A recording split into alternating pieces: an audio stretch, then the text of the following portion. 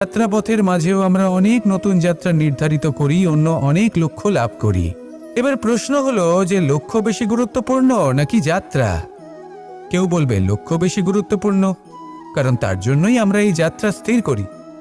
কেউ বলবে যাত্রা বেশি গুরুত্বপূর্ণ, কারণ এই যাত্রাপথে চলতে চলতে আমরা অনেকগুলো শিক্ষা লাভ করি, কর্ম করার জন্য অনেক দিশা খুঁজে পাই। এবার লক্ষ্য এবং যাত্রা এই দুই গুরুত্বপূর্ণ, কিন্তু আরও একটা তথ্য আছে অত্যন্ত গুরুত্বপূর্ণ, যেটা বুঝে নেওয়া খুব প্রয়োজনীয়।